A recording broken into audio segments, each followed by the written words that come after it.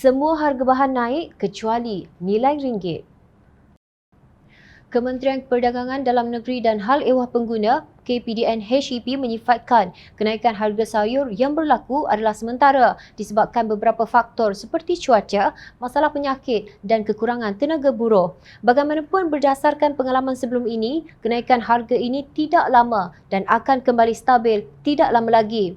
Kita jangka ia akan stabil antara hujung bulan ini atau awal Julai ini dan kita di KPDN HEP sentiasa mencari alternatif bagi menyelesaikan masalah ini, kata Timbalan Menteri Perdagangan Dalam Negeri dan Hal Ehwal Pengguna Datuk Rossel Wahid dipetik beberapa media. Rossel juga dipetik sebagai berkata, walaupun isu kenaikan itu tidak membimbangkan, pihaknya sentiasa melakukan pemantauan di premis niaga termasuk pasar basah, pasar awam, pasar raya termasuk kedai runcit bagi mengelak berlakunya manipulasi harga yang boleh menganiaya pengguna. Beliau memberi amaran bahawa Akta Kawalan Harga dan Anti Pencatutan 2011 boleh dikenakan kepada peniaga yang mengenakan harga melampau sehingga membebankan pengguna. Sejak awal Aidilfitri lalu, harga sayur-sayuran dilaporkan naik di antara 30 hingga 50% berikutan kenaikan mendadak harga baja. Sudah berapa kali kita mendengar bahawa kenaikan harga barangan adalah sementara, sama ada ayam, ikan, sayur-sayuran, minyak masak, tepung, gula, ubat dan bahan binaan. Itulah ratib menteri dan timbalan menteri sejak tahun lepas lagi. Contohnya pada 12 Disember 2021, Perdana Menteri Datuk Seri Ismail Sabri Yaakob dilaporkan berkata, harga barangan khususnya barangan keperluan harian seperti makanan yang dilaporkan meningkat mendadak dijangka akan stabil sepenuhnya awal tahun 2022. Oleh kerana tidak ada pengeluaran jika bila barang tu sikit, permintaannya banyak, tentu sahaja akan naik harga. Jadi kita percaya keadaan ini akan beransur pulih apabila seluruh dunia pun membuka ekonomi masing-masing. Jadi pengeluaran akan kembali normal dan insya-Allah saya percaya awal tahun depan harga akan semakin dapat diturunkan, katanya lapor Astro Awani. Ini sudah masuk ke tengah tahun 2022, namun tidak nampak harga barangan akan turun. Baru-baru ini dilaporkan harga semua bahan binaan pula mencatatkan peningkatan berbanding setahun lalu dan akan kekal tinggi dalam jangka sederhana.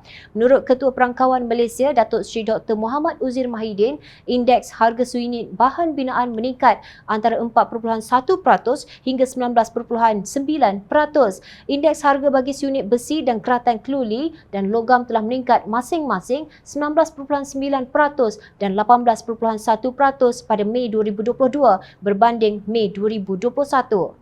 Semua bahan binaan mencatatkan peningkatan pada Mei 2022 berbanding setahun lalu. Bar keluli meningkat 20% dengan harga purata bar keluli RM3,910 setiap tan metrik berbanding tahun sebelumnya iaitu Mei 2021 RM3,258 per tan metrik.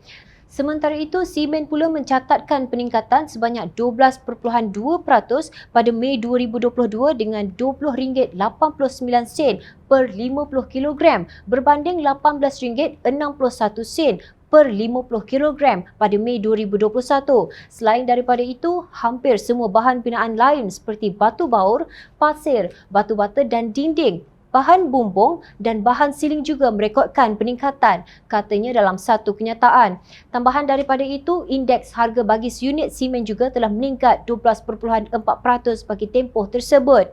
Sementara itu, nilai ringgit terus merosot dari RM4.39 setiap dolar 2 hari lepas ke RM4.40 bagi setiap dolar hari ini. Ketika berucap di Majlis Ramah Perdana Hijratul Rasul dan Penyatuan Ummah Peringkat Negeri Kelantan di Stadium Pasir Mas pada 28 September 2019, Timbalan Presiden UMNO Datuk Seri Muhammad Hassan berkata, Barisan Jemaah Menteri Pakatan Harapan bertaraf Menteri Pasola dan Cap Ayam menyebabkan negara kekeringan pelaburan asing.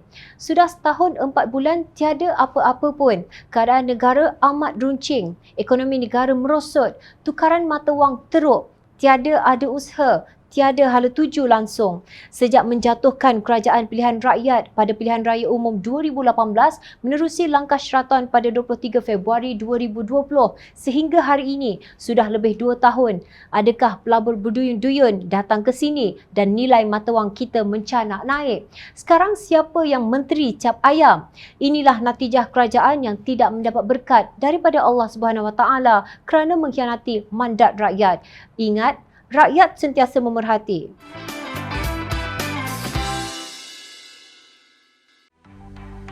Mencari maklumat dan berita politik yang bebas, kupasan yang tepat, panas. Dapatkannya secara eksklusif hanya di Jom Channel.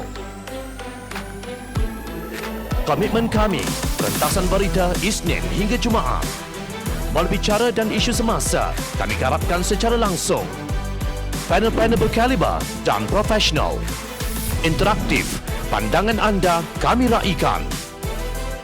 Jangan lupa bersama kami di setiap hujung minggu dalam edisi khas mingguan. Jom Channel, moving forward, sharing a new experience.